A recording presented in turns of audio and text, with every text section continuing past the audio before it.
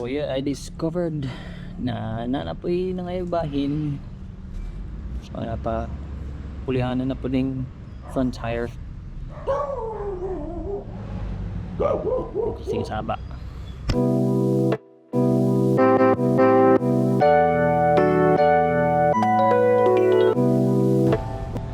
Pwede bitaw na ako napalit na ligid. And I bought a Bridgestone Batlax S23, same size gapon. I-order na ako daan kita. Magamit na for ride, ready for ride. So mo nitong bagong version sa Batlax S23. Kanya siyang stock sa MT-09 na 2021 to 23 I think is kanin S22. And now kay S23. And comparison side by side kay lahi di siya ano sitawa na thread or tire pattern. Kanin siya kay mag na ay giring. So talang diri sa S22 wala. Kay murag mali slash na diretso. Diri sa 23 kay na siya murag uslit gamay. Ano siya gikambras ni Wolverine natin, isa-isa lang ang claw. And yeah, tawad na to ang kanina tire.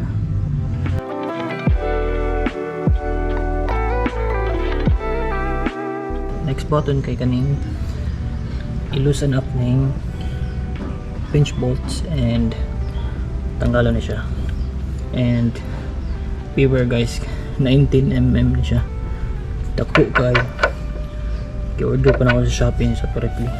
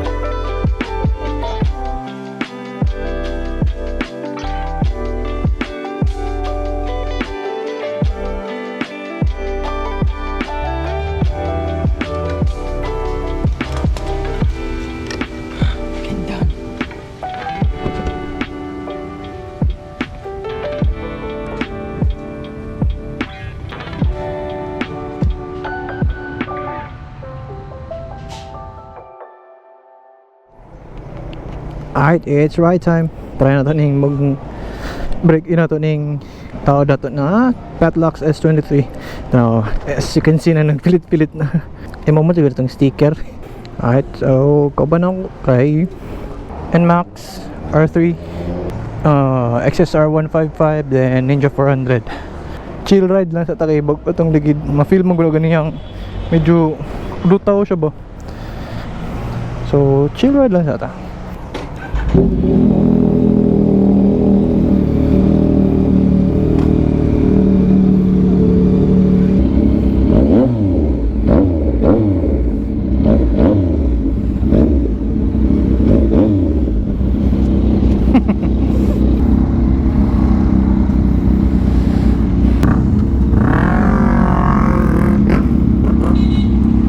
Let's go.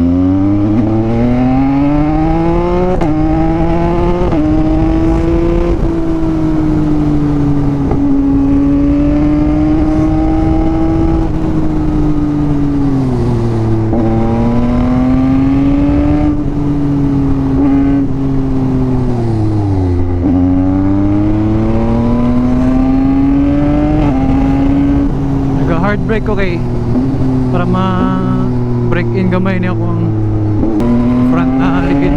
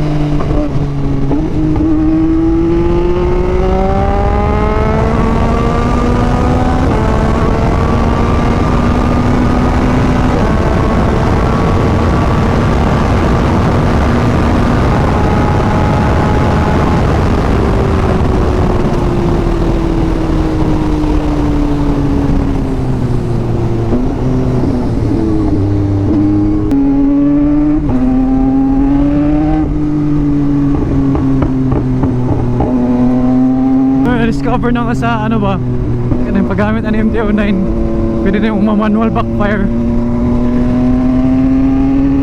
Sabon ako guys mas buto siya pag second gear. Pataasan ng RPM kumayab.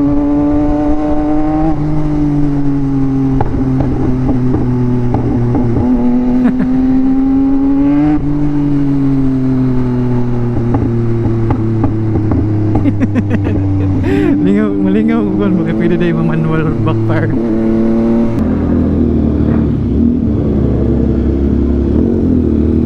Kaya mo rin